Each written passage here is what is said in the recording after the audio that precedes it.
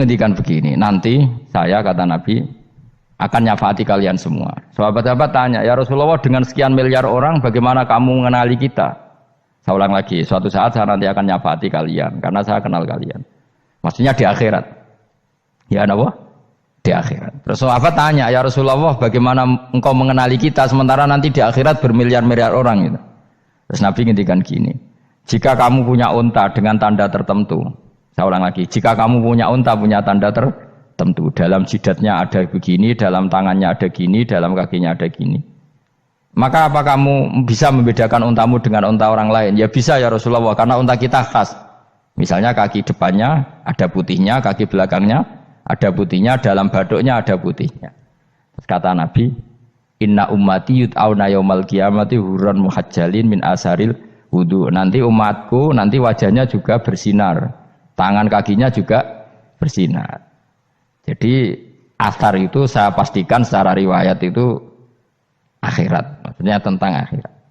Tapi bahwa yang di dunia ada yang memulai asar itu nggih monggo mawon. Loh itu bagus kan, artinya ekspresi percepatan. Ndak apa-apa loh, daripada kok kowe ora jelas ini gitu. Maksudnya ya orang ngetok ya pancen jarang sujud tenan. Wis ora usah sensitif, tapi yang jelas ya nanti.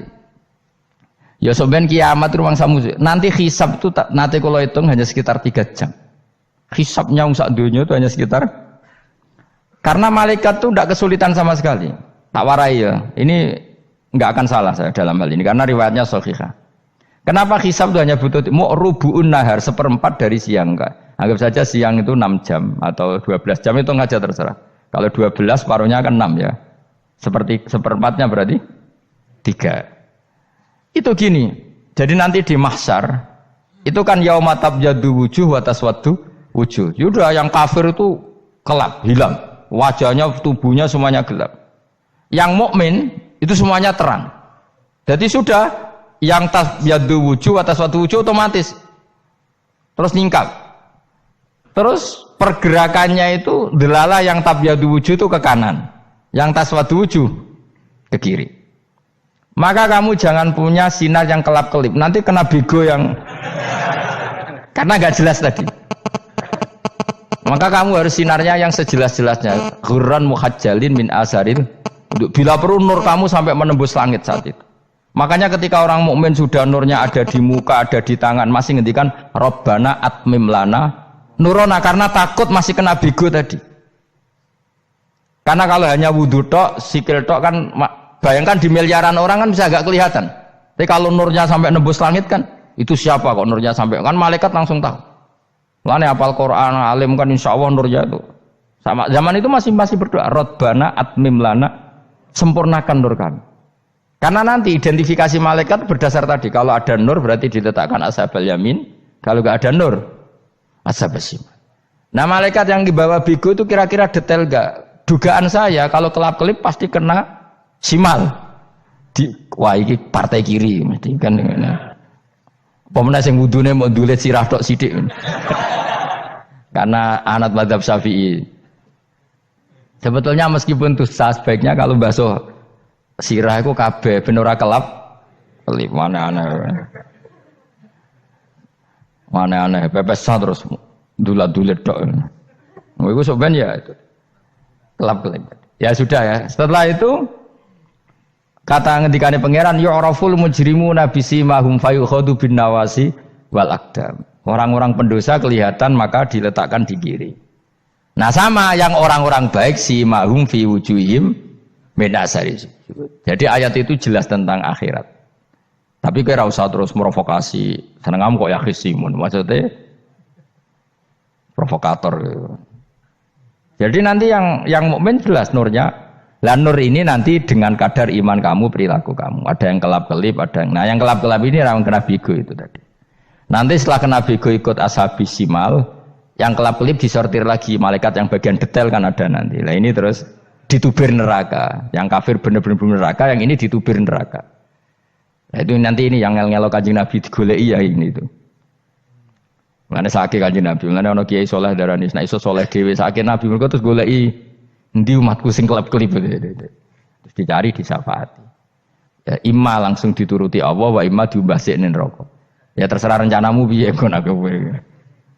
Tapi yang jelas apa? Kiamat itu cepat sekali karena tadi ada identifikasi tadi. Makanya hanya cukup 3 jam karena tadi yang jelek kelihatan jelek, yang baik kelihatan baik. Makanya cepat. Ya araful mujrimuna bisimahum, orang pendosa dikenali lewat alamatnya yaitu taswaddu apa? Wujuh. Kalau orang baik dikenali lewat tabyadu wujuh. Nah, terus setelah nyingkir, ini ngono tak warai kiamat. Setelah nyingkir itu faduri babenahum bisuril lahu bab. Setelah tersingkir tadi terus lalu ada pintu penghalang, pintu pemisah. Nah, pintu pemisah tadi yang sisi kanan langsung jadi surga, yang sisi kiri jadi neraka. Itu disebut faduri babenahum bisuril lahu bab batinu fi rahmatu wa zahiruhu min kibalihil adzab. Yang pintu arah kanan otomatis wilayah surga, yang pintu kiri otomatis wilayah neraka. Nah, problemnya ketika penutupan pintu itu yang kelap-kelip itu katut kemana ini yang makanya kamu jangan malok partai yang apa? Kelap-kelip yang enggak jelas itu koalisi kemana ya? Kalau partai besar kan iso nyalon presiden, partai kecil ini kan ikut mana ini kan? Sing sak ngisore 1%, 2% ini kan repot. Loh, coba misalnya nur kamu 2%, berarti gelap kamu kan 98%. Kira-kira malaikat mengkategorikan kemana coba? Ayo jawab. Gelap. Loh, kok ada semangat Pak? Padahal itu bagian dari kamu. Kalau satu tubuh itu sinarnya hanya 2%, kira-kira kategorinya itu partai gelap, partai terang. Kok ada semangat kok ada itu. Berarti kegaruk kemana? Kiri. Tapi bisa saja malaikat cara berpikir gini. Tapi kok ada cahayanya ya? Padahal kata Allah, yang bercahaya ashabul yamin. Kan nggak ada bilang cahaya terang. Bisa saja malaikat, alhamdulillah berpikir begitu. Ya nanti kita rayu saja supaya berpikir ini kan. Yang penting ada cahaya. Kan Allah tidak bilang terang apa kelap-kelip. Ya mungkin saja asal ada cahaya. Dikategorikan lahu nur, punya apa? Nur. Tapi yang jelas saat itu pun yang sudah punya cahaya masih berdoa Rabbana atsmim lana nurona. Ya Allah, saya mohon sekali nur-nur kami sempurnakan. Jadi ini saya bantu teman-teman yang hafid-hafid supaya tahu maknanya ya. Dan yang enggak hafid ya dengar ya. Kalau nur itu penting. Makanya Nabi itu kayak apa? Nabi itu orang super. Itu kalau ngendikan wa mat almin fauqi nuran wa min tahti nuran wa an yamini nuron wa ansimali nuron, sampai terakhir Nabi masih mendoa untuk dirinya waj'ali nuron, dan semua tubuh saya jadi nur. Jadi Nabi sudah gitu kan, ya Allah jadikan sisi depanku nur, belakang kami nur, kanan nur, kiri nur, terakhir itu apa? Waj'alni nuron, dan doa semoga semua tubuh saya jadi nur. Itu termasuk doa yang sering saya baca karena saya takut kelap-kelip tadi. Ini bahaya ini kalau malaikat. Saya tidak tahu cara berpikir malaikat tadi. Apa ngitung 98% maka dikategorikan apa? Gelap. Apa dihitung nurnya saja? Wong instruksinya Allah kan yang ada nur ashabul yamin. Meskipun kelap-kelip kan punya nur. Saya tidak tahu nanti ikut 2% ikut mana kalau di partai koalisi itu? Ya ikut yang menang biasanya, ikut yang apa? Ya paham ya, makanya saya mohon kalau wudhu itu usahakan sempurna, terutama wudhu sholat. Kalau nggak wudhu sholat itu sebaiknya nggak sempurna supaya ada bedanya wudhu sholat sama wudhu tidak sholat. Rasulullah itu masyhur gitu ya. Rasulullah itu kadang tawaddu'a wudhu'an khafifan, wudhu yang sederhana, yaitu hanya sekali-sekali dan tidak sempurna. Ketika ditanya as-sholat ya Rasulullah, tidak. Misalnya saya habis makan mau tidur biasanya ya wudhu, tapi tentu tidak perlu sesempurna kayak wudhu sholat, biar ada bedanya. Rasulullah juga gitu, beberapa kali beliau wudhu tapi tidak sesempurna wudunya untuk sholat. Masyhur itu di riwayat tawaddu'a wudhu'an khafifan duna wudhu'ihi lis sholat. Tapi kalau wudhu untuk sholat asbaghal wudhu, menyempurnakan wudhu. Jadi supaya ada bedanya wudhu sholat dan wudhu tidak sholat. Saya gak wong ora iso ngaji padha kabeh. Abu Bakar ya gitu. Ana wong poso sunat kok nyediakno buka dimarahin. Istrinya pernah nyediakan buka beliau untuk puasa sunat. Itu embernya dipecahi Mbak Abu Bakar. Ditanya, kenapa gitu? Apakah kamu akan menyaingi Ramadan?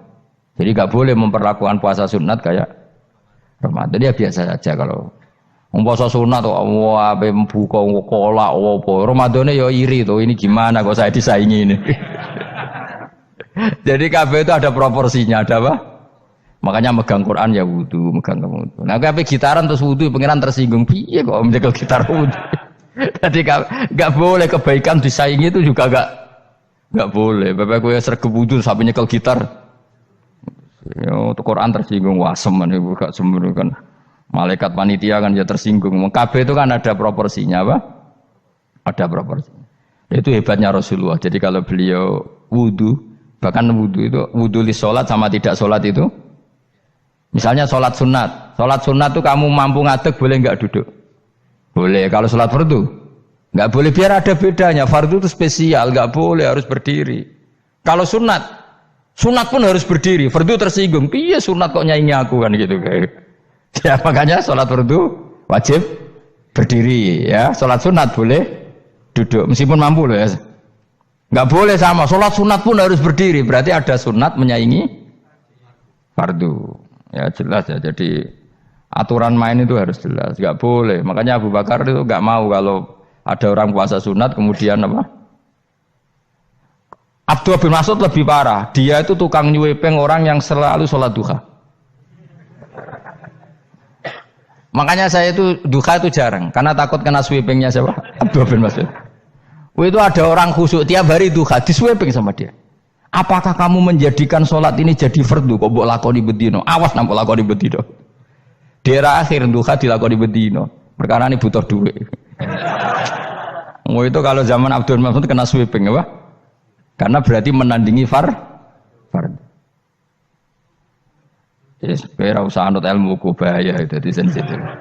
Cuma ini kan ilmu tetap tak utarakan biar kamu tahu, nggak boleh fardu disaingi itu nggak. Coba kan banyak ketentuannya tadi. Contoh paling gampang itu apa? Kalau sholat fardu boleh, nggak boleh apa? Duduk. Sholat sunat boleh duduk. Sholat sunat boleh di kendaraan sesuai jalannya kendaraan. Nama tawajjahat bi rohilatu. Kalau sholat fardu, kalau kamu naik unta harus turun untuk memastikan di kiblat.